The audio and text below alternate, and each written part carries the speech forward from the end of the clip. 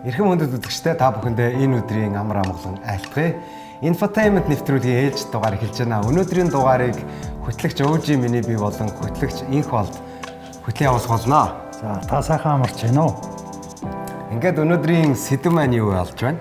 За зарим нэгэн хоол хүнсний талаар ярилцахаар бэлтгэсэн. За тэр дундаа хүмүүс их магадгүй хамгийн дуртай байж магадгүй тэр хоолны талаар ярих. За тэгэхээр өнөөдрийн сэдэв зарим нэгэн хоол.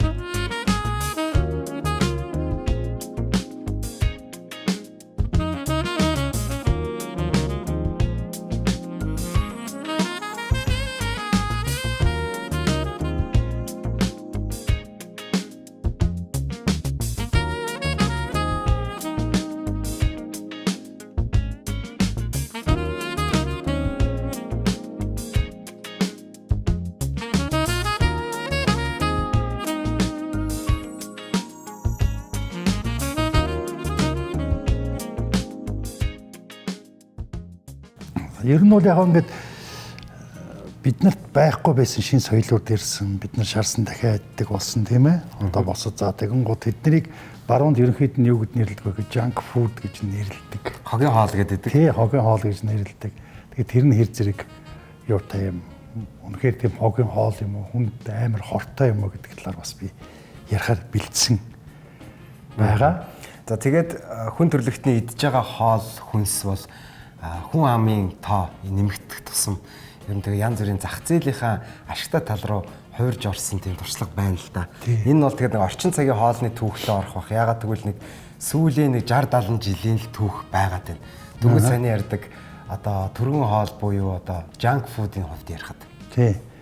Нөгөө нэг ингэж байгаа шүү дээ. Бид нар магадгүй одоо 10 жилийн дараа 50 жилийн дараа гэдэг ч юм уу бид нар дэлхийн нөгөө нэг хүнс одоо хаан тариалдаг тийм ээ хүнс үйлдвэрлэл энэ үйлдвэрлэл нь хүн амынхаа нөгөө нэг хэрэгцээг хангахаан болно гэж бас яриад байгаа байхгүй. Ер нь айгүй эвгүй болцсон тийм одоо 8 тэрбум боллоо гэхэд.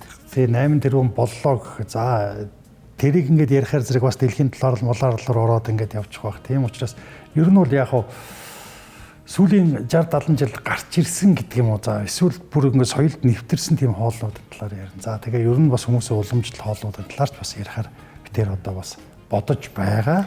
Мэдээж үзэгчд бит хоёрыг хэлсэн хэлээгүй санал нийлэх байх л та. Орчин үеийн хоолнууд бол жоохон хэцүү болцсон байна те. Чанаргүй байна. Дээрэс нь маш холцтой. За нөгөө эко буюу цэвэр байгалийн гаралтай гэдэг байгаа хоол хүнсүүдийг хэрэглэхийг маш их уриалдаг болсон байна. За дээрэс нь өдөр тутмын одоо хүний амьдралын өдөр тутмын хоолнд хэрэглэгддэг энэ дэлхийн одоо сүлжээ мод болсон хоолны одоо ресторан хоолны газрууд байна.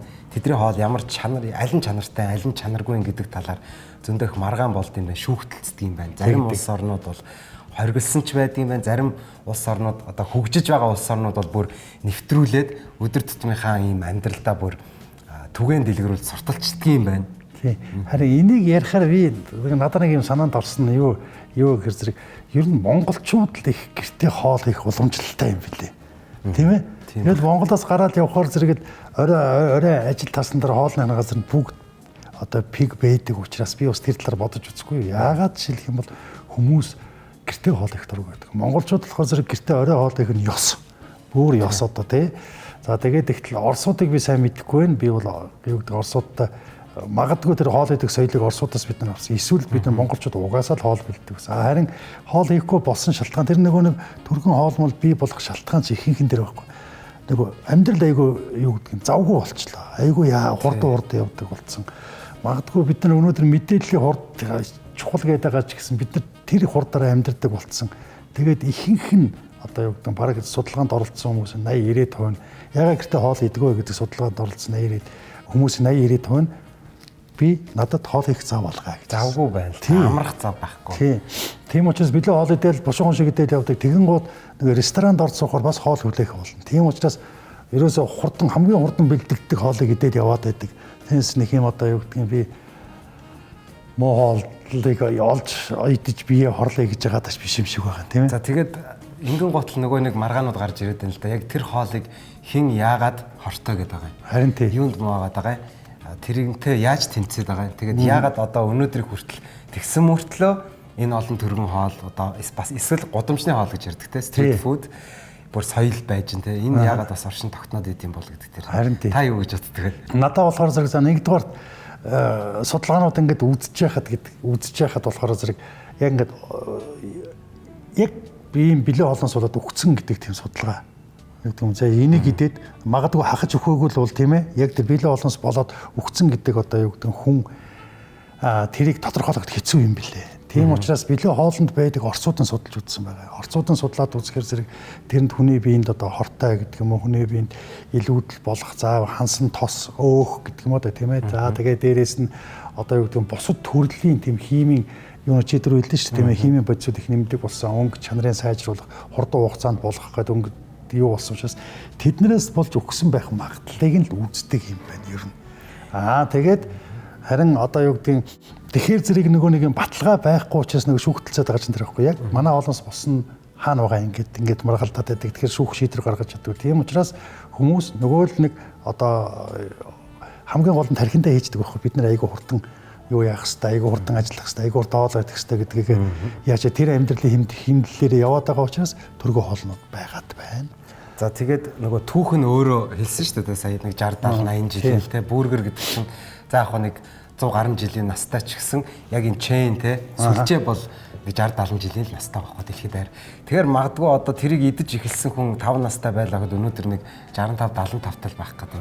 Тэгэхээр дүнгэж тэр их зүйл энэ хөгжлийн явцад энэ хортой байсан юм а гэдэг нь олон жилийн уртад гарч ирсэн бас хэдэн судалгаанууд байт юм байна. Тэр нь бол одоо бүр одоо эрэгтэй хүний гормон дааврын дутагдалд оруулж тэ эмэгтэйлэг болох гэдэг нэг хил амууд явдаг. За нөгөөтэйгөр янз бүрийн дотор эд эрхтний хорт хавдар үүсгдэг. Ийм бодисууд байна. Энэ ийм магадaltaй гэдэг нь одоо судлах боломжтой болж шít. Тодорхой хугацаа өнгөрсөн. Гэвч түргэн хугацаанд бол хүн бол үнэхээр таашаал авах зориулттай бүтээгдэхүүн хоолноос таашаал аваад баярлал сайхан нөгөө тархиндах аз жаргалын гормонуудаа идэвхжүүлж аваад сайхан цадаад гараа явдаг. Гэтэл тэр нөгөө амтыг сайжруулдаг, амт оруулдаг зүйлүүд нь дандаа энэ химийн бодисуудыг оруулж тэр эсгэлэн зүйл дээр дахиж илүү нэмж эсгэлэн амттай болгох химийн бодисыг холж иж нөгөө жимсээ барьж аваад ч гэдэг юм уу. Нөгөө холцсон амтлаад бид нэр жаргаад байж байгаа юм шүү дээ. Харин энэ тэгэд явж байхад бас энэ байх үнэт талаад аз жаргалтай байна гэдэг тийм гормон ялгараад хүн тэрнтэй сэтгэл хангалуун байвал хүн магадгүй амьдрахаас илүү удаан амьдрах юм билүү тийм ээ. Хоёр талын асуудал тий. Допамин гэдэг бодис байгаа шүү дээ тий. Тэгэхээр зэрэг аз жаргалын одоо бодис юм аа. Тэгэхээр зэрэг хэдийгээр судалсан ч гэсэн бас энийг бас яг үнэн гэхэд бас хэцүү байгаа байхгүй. Яагаад тэгэхээр зэрэг бас эсрэг баталсан зөндөө тийм бас баталгаанууд байна л да. Ер нь одоо жишээлх юм бол хансан өөх тос гэдэг чинь хүний бие тийм муу юм уу? Яагаад хансан гэж нэрлэдэг юм бэ? Тэгэхээр зэрэг зүгээр ингээд юу захаас нь аваад үзэхээр зэрэг хансан гэдэг нь болохоор зэрэг өөрийнхөө одоо юу гэдэг хандсан гэдэг чинь бол цаашаага өөр ажиллагаагүй болцсон гэсэн үг байхгүй юу? Одоо гисэн тэ тэрийг илэрхийлж байгаа. Тэгэн гоо тэр нь ажиллагаагүй болцсон гэдэг нь цаашаага хор хөнөөл учруулах болцсон тос гэсэн үг ээ гэж бас хүмүүс хэлдэг байгаа. Тийм учраас таны бид ямар ч юу байхгүй гэж. Нөгөө талаас нөгөө нэг юм хоол хүнс яриад ирэхээр зэрэг тэрнтэйгээ даваад нөгөө нэг юу вэ шүү дээ одоо юу гэдгийг төргө хоол муу гэдэг юм уу тийм ээ ингэж байгаа чинь нөгөө талаас эрүүл хооллох гэж бас гарч ирээд байгаа байхгүй. Эрүүл хооллох гэдэг нь юу юм бэ? Эрүүл хоол нь тийм сайн юм уу гэдэг те ингэвэл та нар эрүүл хоолно гэдэг юм гарч байгаа. Тэгээд харамсалтай нь тэнд болохоор зэрэг эрүүл хоолтой хамгийн ихнийх нь баахан жимс идэгээд байгаа. Манад бол жимсний одоо юу гэдгийг чи тэр үс нэвтрүүлгийн хэлсэн шүү дээ нөгөө нэг 60 70 жилийн өмнөх тийм одоо хоолны чадрыг гүйцэхэн болцсон. Жимсэн ч гэсэн үг. Энийг бол бүр тодорхой хэлсэн байт юм байлаа. Өнөөдрөөс 50 жилийн өмнө. Харин тий. За яг хоо интернетээс ухаж байгаад энэ мэдээллүүдийг авч байгаа юм л та. Тэгэхээр голцоо Америкийн ганц хоёр мэдээллүүд ингээд өнгөрөөд явж хахад гүйлгээд уншихад 50 жилийн өмнөх хүнс өнөөдрийн хүнс хоёрын дотор бүтэц ашигт одоо ямар нэгэн ашигт бодисуудын дотор байна шүү дээ. Химийн элементээр нэрлээд хүртэл гаргаад ирсэн байгаа шүү дээ. Тэгэхээр энэ бодисуудын чанар хүний бие организмд өгөх ашиг нь 50%-аар буурсан байна өнөөдрийн хоол гэж байгаа. Би танд нэг хідэн хүнсний одоо бүтээгдэхүүний бид бүхний идэх дуртай бүтээгдэхүүний талаар нэг ганц хоёр мэдээлэл хэлсэн байна л да. Бидний идэх дуртай дахианы nuggets гэдэг байдаг шүү дээ. Ерөнхийдөө бол дахианы цээж мах бүрмэл. Түргэн хоолууд мэдээж маш түргэн хугацаанд болдог. Тэгвэл энэ бол яг цээж мах нь махаараа гарч ирдэггүй голцон нухсан хэлбэрээр байдаг. Ингээд шахаад nuggets гэдээ гаргацсан байдаг шүү дээ. Энэ nuggets-ны дахианы цээж махныхаа орц нь бол 50% байдаг юм байна гэдгийг Америкийн эрдэмтэд бас жижигхэн хотоо нууцлаад нэрийг нууцлаад хоёр алдартай түргэн хоолны газраас шинжилгээ авсан байна. За тэгээ нөгөө 50% нь болохоор арьс, цус, судас, дотор нь ясан, өөх нь энэ зүйл нь багтаа 50-50%-тай бүрдэж бүгдийн сайхан хойлоод амтлаад гаргасан nuggets байдаг тийм ээ жишээтэй. Гэтэл нөгөө нэг дахианы мах нь өөрөө одоо бид нар ч гэсэн хүнсний захуудаас авахуулаад дэлгүүрүүдэд энэ импортоор орж иж байгаа дахианы махад байдаг шүү дээ. Бандгар мөрчтэй. Яг амьд ухсраад ийм амьд дахиа болгоод ухсрах юм бол ямар ч сони хэлбэртэй дахиа гарч ирэх гэдэг байгаа тийм. Энэ дахианы махыг тэр чигээрээ гормоноор бөмбөгддөг. Үсгэхийн тулд хөөлөхийн тулд. За энийг бол мэдээч үзэгчд маань намайг хэлүүлдэхгүй мэдж явах зөндөө сонсдог баг. Гэхдээ энэ дэр би заавал дурдах ёстой гэж бодоод ярьж байгаа юм л да. Ингээд энэ гормоноор бөмбөгдүүлсэн одоо лабораторийн аргаар ингээд таргалуулсан гэж ярил л да тий. Энэ дахианы мах бол хоол хүнсэнд дэлхийд даяар өргөнөөр хэрэглэгддэг. Ялангуяа түргэн хоолны газруудад хэрэглэгдээд маш их түргэн хугацаанд хүн бол тэр их хөөсөн зүйлээр бол цаддаг бахна шүү дээ. Гэвч тэр даавар гормонууд дотор эмэгтэй хүнд байдаг 6 даавар байдаг гэж байгаа. Тэгээд энэ нь бол эрэгтэй хүний тестостерон гэдэг те эр бэлгийн даавар гэж зүйл байдаг. Тэр эр хүний ер нь бол энэ төмсөг энэ төрөө булчирхаа энэ бүх үйл ажиллагааг дэмждэг энэ дааврууд бол сулардаг бахнэ. Тэгээ энэ бол ер нь бол маш өргөн сэдв рүү орох гээд байд юм л да. Тэгэхээр би эндээс таны бас энэ комментиг сонсох гэдэг байхгүй. Тэгээд үүнээс болоод ингээд сүүлийн яг энэ 50 60 жилийн дотор энэ дэлхийн нийгэмд бас ингээд юм эмгтээлэг ирчүүд маш олноороо гараад ирсэн бол ингээд ярихаар нөгөө нэг яригддаг асуудлууд бас болоод байгаа шалтгаан байд юм болов уу гэж тиймэрхүү тэр нь одоо хэдэн хувийг эзлэх бол гэж бас бодсон байхгүй. Ер нь би бас ингээд нэг үзээд байж хахад яг тийм нэг юм баталцсан гэдэг юм уу одоо яг тэдэн хүн тийм болчихжээ. Энэ бол магадлалтай ярианууд, илтгэлүүд те байдаг боловч яг тийм яг юм гэдэг шийдвэрт хүрдэг байх. Ягаад гэвэл энэ цаана хүний эрхчлөө байдаг байх. Харин тийм хүний эрх одоо хүний хоол идэх эрхчлөө яригдах гэдэг шүү дээ. Харин тийм. Тэгээд дээрээс нь нөгөө талаас бизнес хийх эрхчлөө тийм ээ. Тэгээд жишээлх юм бол одоо юу гэдгийг хортой юм гэдэг чинь бол хүн идэл одоо юу гэдэг подкаст унахыг хортой гэнэ. Тэгтэл одоо хэдэн жилийн хугацаанд үйлчлдэг юм хортой гэж тодорхойлох вэ гэдэг чинь бас их асуудал тийм ээ. Одоо юу гэдгийг одоо хоёул 50 60 жилийн юм ярьж шүү дээ тийм ээ. Тэгтэл 10 жилийн дотор хүн хортоонд том нотоглох юм уу тэрийг хортой хүнс гэж үзэх юм уу 20 жил гэж байгаа юм уу гэдэг нь бас юм тодорхой биш зүйл байгаад байгаа учраас тэгээд дээрээс нь болохоор зэрэг дахианы махнууд үнэн юу гэдэг нь лабораторийн аргаар гэдэг юм дахиагийн чинь өөрийг нь аваачаад нөгөө нэг яг нөгөө ашигын зориулалтаар тийм ээ одоо арилжааны зориулалтаар бүр ингээд өсөгдөг тийм том одоо комбинатууд гэх юм тийм зүйл бидний мандч чинь шуун фабрик гэж байсан шүү дээ тийм ээ тэгээд тэгэн гоо нэг хүмүүсийн тэр чинь маш их судалгаа энэний нэг юм хоёр юм болохоор зэрэг нэг нь хүмүүсийн эрүүл мэндийн талаар судалгаа хийж шүү дээ тийм үү нөгөөх нь бизнес хийх судалгаа хийгддэг. Тэгээд хүмүүсийн эрүүл мэндийн талаар хийх судалгаа байнга хоцорч явдаг. Яагаад гэхээр бизнес хийх нөгөө нэг хамгийн түрүүнд мөнгө олох судалгаагаа хамгийн түрүүнд тэгээд эдгээр чинь мөнгө олоод явчихдаг. Дараа нь тэр нь одоо хоёул 50 60 жилийн дараа л одоо л үр дүнг нь харах тийм боломжтой болж байна гэж ярьж байгаа учраас судалгаа нь хоцорч явдаг учраас яг ийм барьж аваад ярьсан тийм байхгүй байгаа дах шүүхэн. Дээрээс нь тэр дахианы махны хувьд болохоор Аз болоход монголчууд бид нар баг дахианы мах идэх юм. Сүүлийн үед дээрээс нь энэ нэг юм яг хортой гэж тодорхойлох тэр одоо нэг юу гэдгийг зүйл нь болоод ирэх зэрэг өдөржингөө одоо ийм junk food гэдэг юм дахианы шарсан мах иддэг улсуудыг үзээд байгаа байхгүй.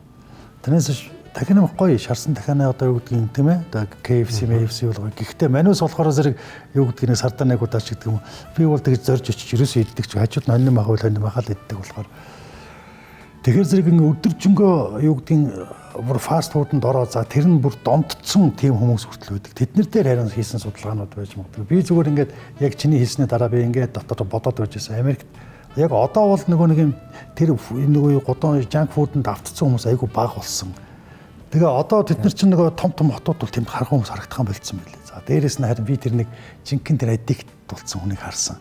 Бургерээ ингээд юугаа дахиана мах ингээд идсэн гудамжинд зөвхөн тэрэн лүгөө хараад явж байсан. Тэгээд хэлбэр юм уу. Тэгэхээр зэрэг тэрийг бид нар магадгүй эмгтээлэг болцсон улсууд нь тийм байдаг юм л нэг хэлбэргүй байдаг шүү дээ.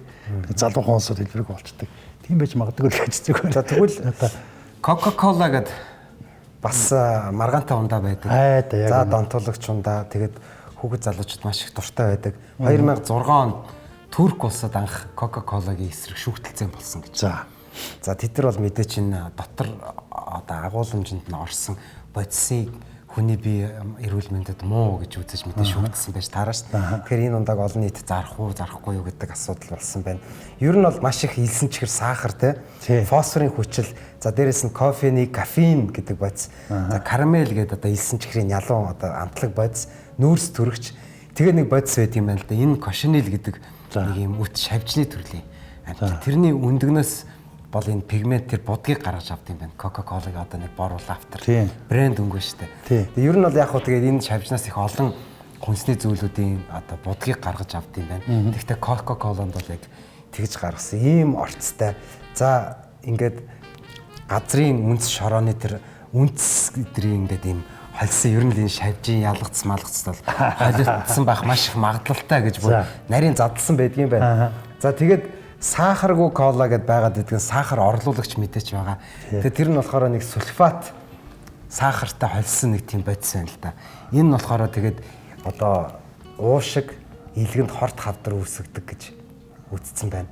За тэгээд нөгөө бусад бодисууд нь бас одоо энэ илсэн чихэр энэ юмнууд нь тэгээд тэр хүний сахарны гэх мэтлэн. За Coca-Cola-г бол янз бүрээр муу гэж ярьдаг штэ.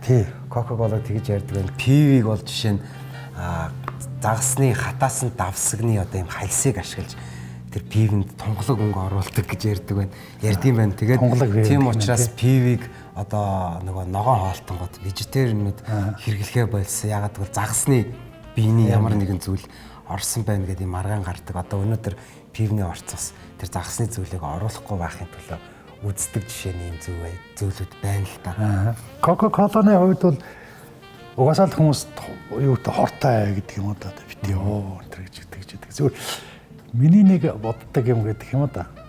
Coca-Cola за юу ч байсан гэсэн. Хитрүүл хор, хитрэхгүй бол хүнс болдог юм болоод гэж зүгээр надад бодогдоод байдаг байхгүй. Зүгээр энэ бол миний бодол. За харин зүгээр Coca-Cola-ны талаар тийм маш олон дүгнэлтүүд гарсан байдаг. За Coca-Cola өөрөө няцаахтаа болохоор зэрэг бас бизнесийн өрсөлдөгчд гэдэг юм уу тийм ээ бизнесийг нь юуг нь дарангуулах гэсэн юм усуд гэж яадаг. Coca-Cola ч бүр анх харахтаа эмчилгээний зориулалттай юм гэдэг хүртэл тийм ээ. Тийм баг. Заавал одоо уух хэрэгтэй. Тий, заавал уух хэрэгтэй гэдэг юм. Нөгөө нэг юу яасан тэр бод нэг загсны цэсийг бид нар баг байхад нэг загсны цэс суугаад нэг муухай уулгаад халбаар уулгаалаад байсантай адил. Одоо ч гэсэн бас нэг юу л омега ч үлээ тэрийг өмөө гэдэг.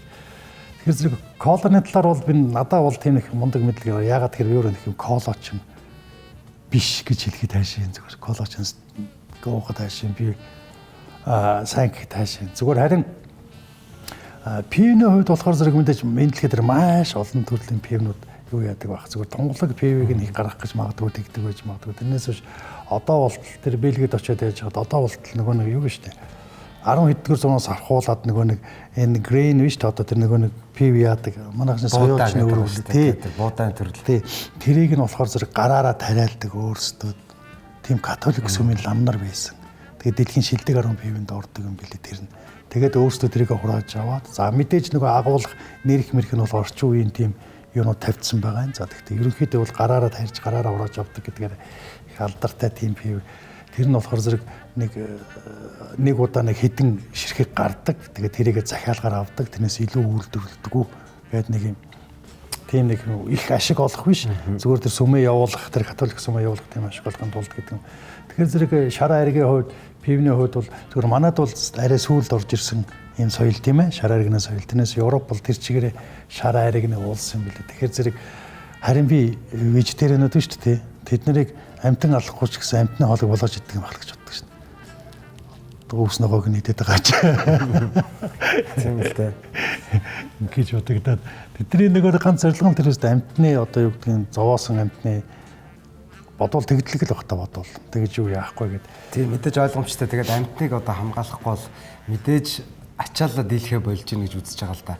Бас нэг юм ажиглагдахад нь бас л яг энэ 60 70-аад оны туршид юу ажиглагдсан бэхээр нөгөө л нэг яриад байгаа төргөө хоолны газрууд нөө хортой бодисуудыг хүмүүсийг хортой бодис агуулсан ингээд өргөн хэрэглээний хүнсний зүйлүүдийг ингээд хүн ам дуртай болоод явандаа тэгээд ухаан суугаад гэх юм уу эсвэл ингээ хөгжлийнхаа явцдаа эдгээр нь хортой юм а гэд цаанаасаа татгалцдаг.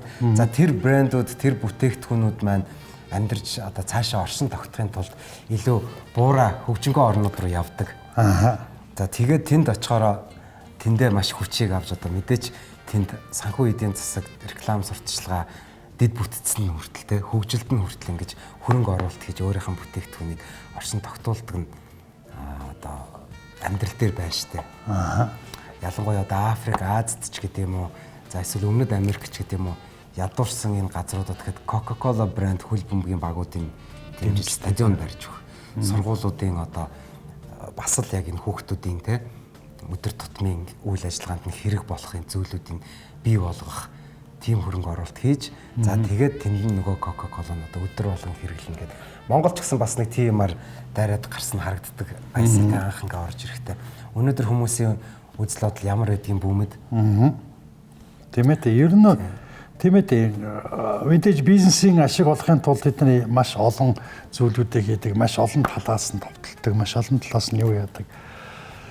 Гэхдээ зүгээр харж байгаагаар болохоор зүгээр уншиж байхад гэдэг юм да. Одоо жишээлх юм бол нэг зүйлийг хортой гэж хэлдэг. Тийм ээ. За тэгвэл хортой. Жишээлх юм бол энэ би нэвтрүүлгийн дэсэн нөгөө нэг энэ одоо юу гэдэг хортой хүнснээс болоод өгцөн хүмүүс гэдэг юм да тэднийг гаргаж ирэхэд айгүй хэцүү байгаад байдаг. Нөгөө олон жилийн туршид нөлөөлдөг учраас харин нөгөө хоёлоо нөгөө тэр нэг холцонд нь гэдэг юм уу ингредиентс нь ордог тийм юмнуудыг болохоор зэрэг бид нар үзэж бий за энэс болсон байж магадгүй гэж юм нөгөө нэг таамаг төдий байгаад байгаа учраас бид нар энийг юу гэдгийг зогсоох тийм ээ энийг болиулах энийг одоо юу гэдгийг хүмүүст бас шууд хортой гэж сурталчлах гэдэг юм аа ингээд зэрэг хэцүү болчиход байгаа. Зүгээр харин тийм болчиход байгаа. Тийм харин мэдээж юу гэдгийг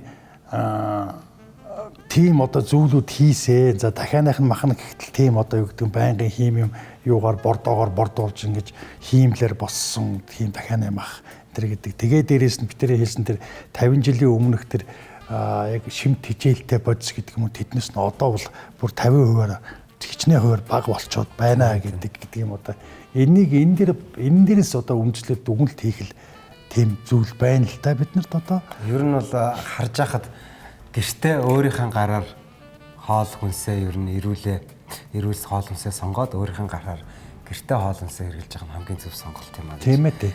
Одоо тийм одоо шийдвэртэл хүрсэн байна л да. Тий. Одоо энэ нөгөө нэг юм шилэх юм бол шууд бишэрч гэсэн нөгөө хүнс хоол гэсэн дэлхийн дулаар нэг дурдсан шүү дээ тийм ээ. Тэнд нөлөөлөд байгаа байхгүй. Жишээлбэл хоол хүнс бэлтгэх арга мэг гэдгээр маш их одоо нүүрс хүчлийн хийг ялгаруулдаг дээрээс нь тосноос гарсан тэр нүүрс хүчлийн гэдэг юм одоо энэ дэлхийд байж байгаа хоол хүнсний одоо салбараас дэлхийн дулаар нөлөөж байгаа нөлөөл нь 15-аас 20% байдаг. Нүүрснийхээс болохоор зэрэг 30% байдаг. Машиных гэдэг нь гол 40% байдаг. Энэ дэлхийд хамгийн их юу гэдэг машинууд. Тэгэхээр нүүрсник гэдэг дотор нөгөө цахилгаан станцууд орчод байгаа байхгүй тий. Тэгэхээр хоол хүнсний 15-аас 20% байдаг. Ихэнх нь болохоор зэрэг бэлтгэх. Нөгөө нэг бид тэр стрит фуд гэж ярьлаа шүү дээ тийм ээ. Энтхийг улс нөгөө хөл хорионд ороод бүх одоо гудамжныхаа нөгөө нэг тэр хоол бэлтгэх зүйлүүдийг ингээд хаацсан чинь нөгөөдөл чинь хэдэн сарын дараа нөгөө нэг гямлаа нуруугаа харж эхэлсэн гэдэг байхгүй юу. Тэгээ нөгөө агаар нь цэвэршээд нөгөө нэг гудамжнаас гардаг за тэр чинь тэгэл төлнө шүү дээ тийм байгаа. Гудамжинд хийдэг улсууд л ээл галдуулдаг гэдэг юм. Тэрнээс нь гарч ирсэн тэр агаар бохирдуулжсэн зүйл нь байхгүй болсны дараа нөгөө хойд байдаг одоо юу гэдэг гямлаа нуруу дэлхийн хамгийн өндөр өндөр харж эхэлсэн гэдэг. Тэгэхээр агаар нь цэвэршээд. Тэгээ агаар нь цэвэршээд ирж. Тэгтэл нөгөө хөл өрөө тавигдсан одоо энтгэх чинь Бангалор манайх хоёр Улаанбаатар хоёр чинь дээр дөрөөр оролцоод явуулсан шүү дээ агаарын бохирдолгээ. Тэгэхээр энд чинь болохоор зэрэг гудамжинд бэлдэж байгаа хоолноос гарч байгаа тэр маш олон зүйлүүд зүгээр бид нар идээд хордоод байгаа юм биш бас. Дээрээс нь болохоор зэрэг энийг бэлдэж байгаагийн юунаас бид нар бас хордоод байгаа. Өөр хийдэг яалчгүй тэр олон хүнийг хооллохын тулд. Тий, хооллохын тулд. Тэгээ нэг галыг асааж гэдэг юм уу те. Тий, тэр хүмүүс ч болохоор өөрсдөө бас нэг амьдрахын тулд бас нэг гамбирч гисэн шараад хүмүүс зарчих гэдэг шүү дээ. Тэгэхээр зэрэг бас үнэхээр хэцүү. Тийм учраас нөгөө хоёулын түрүүч ярьсан хүмүүсийн тоо ихсэгдсэн. Энэ дэлхий улам хэцүү болоод. Энэ дэлхий улам хэцүү болохоор зэрэг хоол хүнс багасна. Хоол хүнс багасаад ирэхээр бид нар нөгөө нэг органик юм олж чадах юм байна шүү дээ. Одоо тэр байдаг Макдоналдс чинь Англид байдаг Макдоналдсын салбар нь болохоор зэрэг хиймэл махаараа хийсэн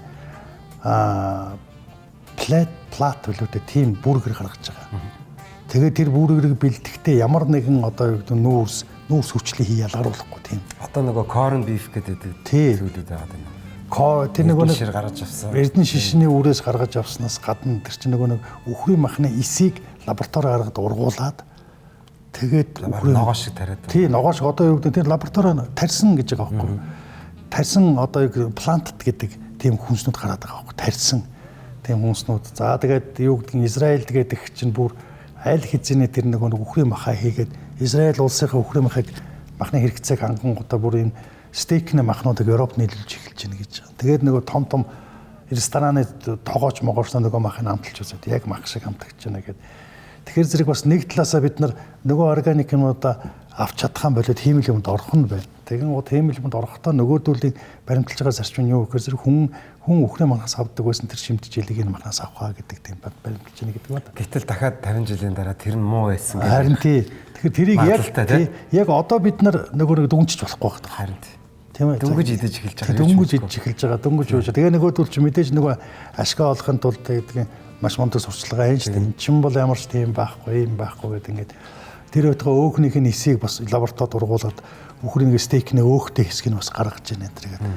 Одоо тэгээ 3D принтерээр хэвлэнж гэдэг юм. Ингээд өхнүүд ингээд ирж байна. Тэгэхээр зэрэг хүн амын тоон амиг тэр хүнсний асуудал үүснэ хүнсний асуудлыг шийдэх гэж оролдож байна. Гэхдээ 50 жилийн дараа гэхэд магадгүй дэлхийн юу гэдэг дулаар л одоо 1.5 хэмд байж байгаа. Нэг 3 хэмээс хэтрүүлэх юм бол бид нар бол ерөнхийдөө зуунчлаараа гэдэг тийм бараг байхгүй болох юм уу да. Тийм тооцоо байгаа. Тийм тооцоо байгаа даа байхгүй. Саяны нөгөө нэг 11 сард Глазгод болсон тэр уулзалтаар чинь тийм байгаа. Тэгэхээр зэрэг тэрэн дээр хүнсний үйлдвэрлэгчид бүгдээрээ ингэж авсан. За энэ яагаад одоо юу гэдэг дэлхийн дулаар руу орчваа гэж сонсогчд маань бас гайхаж байж магадгүй л дээ. Тэгэхээр зэрэг хүнсийг бэлтгэхэд гэдэг юм уу да. Хүнсийг бэлтгэхэд орж байгаа тэр гэдэг гарч байгаа тэр хортой зүйл нь магадгүй хүнснийхээ орыг илэрхийлдэг юм болов уу гэж надад зүгээр бодогддог. Дахин намайг шарахад асрыг тос хэргэлдэг тийм ээ. Нэг дор маш халуун тэгээд уур тосны тэр нөгөө юу яасан юу за тэгээд тэр цахилгааныг үйлдвэрлэж байгаа юунууд гэдэг ингээд үзэх юм бол маш их зүйл гардаг. Тийм учраас энэ дэлхийд зүгээр эцсийн бүлэгт хэлэхэд энэ дэлхийд хортой зүйл гэдэг нь болохоор зэрэг магадгүй та хэтрүүлэн хэрэгэлсэн юм хортой байдаг юм болов уу гэж надад зүгээр бодогдоод. За тэгээд хүний хүнсэнтэй хэрэглэх гэж үйлдвэрлэж хийж бүтээж байгаа хоолны бараг хэдэн хувь гэж бай? 30% 35% гэлөө эргээд хог юм байна л да. Яг үнэ. Идэж бараагүй үлдэгдэл хоолнууд. Тий. гэж маш их хогийг энэ дэлхийд бас давхар үйлдвэрлээд явж байна. Тийм. Тэгээд нэг хүнсний хаягдл гэдэг айгүй асуудал болж байгаа. Хүнсний хаягдл чинь өөрөө зөвхөн хүнс болоод хаягдаа бид нар ингээд толгойдоо явах дээр тэнд ингээд хайчихаар зэрэг их гоё тэгэл байгальдаа шингэждэг гэж боддог. Тэгтэл чинь тэр чинь нэг ялзарна, илжирнэ, тийм ээ? Мууд нэг хаягдхаа байгальдаа шингэхээс юм. Тэр болгоноос муухай хог ялгаруулдаг. Бид нар гэрийнхээ хог гэртээ өдгөх муухай өнөртөө иддэг шүү дээ. Уул нь бидний эзэн юм л үлдэгдэл шүү дээ. Тэрэн шиг ингээд учраас байгаль дэлхийдээ бас их юу үзүүлдэг юм. Тэгээд нэг хэсэг нь мангар их хог хаягдл гаргадаг. Хоолныхаа бараг чи түрүүний хэлдэж шүү дээ. Хэдэн хувийн гэдэг хог хаягдл болго. Нөгөө хэсгийнх нь тэчнээ хувь нь хоол ундгүй байдаг гэдэг. Энийг бол зүгээр ингээд дэлхийн хүнсний хөтөлбөр гэж байдаг юм бол тэрүүгээр ингээд зохицуулах гэж оролддог. Гэхдээ мэдээж юу гэдэг нь чиний идж байгаа юм чинь болоо чи хаях гэж энийг ээш өг гэхэд хэцүү байхгүй. Нөгөө тэр чинь нөгөө коммунизм болчих шүү дээ тийм ээ. Тэнтэн хүмүүсийн чи өгөөч тэгээд болоож авах гэхэд хэцүү. Зүгээр яг хүмүүсийн нөгөө нэг оюун санаанд нөлөөлөх гэдэг юм тэрэнд нөлөөлөх амьдрах хэм маягт нөлөөлөх замаар л энийг шийдэхийг оролдож байгаа болохоос. Тэгээ яг тэрэн дотор хаягдл дотор энэ түргэн хоолны хоол хаягдл маш их байдаг юм. За тэгээд хортой хоол нь юу юм бэ? Бас хүний бие организм эрүүл мэндэд ээлтэй хоол нь юу юм бэ гэд интернетээр хайхад дурын хэлээр дуртай сэдвэр дуртай хүнсний бүтээгдэхүүнийг задлаад тайлбарлсан сайт. Мэдээлэл зөндөө байна. Бид аль болоход эрүүл хоолоо сонгоод өөр хүүхэд одоо хань ижил эргэн тойрныхтой эрүүл хоолыг сортолч явах нь хамгийн зөв юм байна. Дээрэс нь ер нь боломж байдаг бол бас ногоо цагаа тарьж марих юмсан те. Хилч нээгдэхгүй юм байна гэдэг шиг те. Тиймэрхүү зүйлүүд бодогцоо төргөө хоолны хувьд гэх юм бол тэгж домтож өдөр тутмынхаа хоолыг болгоод хүнсийг болгоод явах маш хэцүү юм байлаа. Ялангуяа өсвөр насны бага насны хүүхдүүдийг энэ түргэн болгож завгүй амьдралтай хүмүүсийн түргэн болгоход зориулагдж хийсэн төр зүрийн хоолыг байнгын хэрэглээ болгох нь дэмий юм байна шүү гэдгийг одоо олон ч хүмүүс хэлдэг юм байна. Бид хоёр ч гэсэн бас хэлэх ёстой гэж үзээд бас ингэж сануулж ярьж байгаамаа. За ингээд өндөрлөх үү? тэгье. За энэ хүрээд манай нэвтрүүлэг өндөрлөө. Ингээд та бүхэндээ эрүүл энхийг хамгийн гол нь хүсэж байна. Ингээд энэ удаагийн infotainment өндөрлж байна.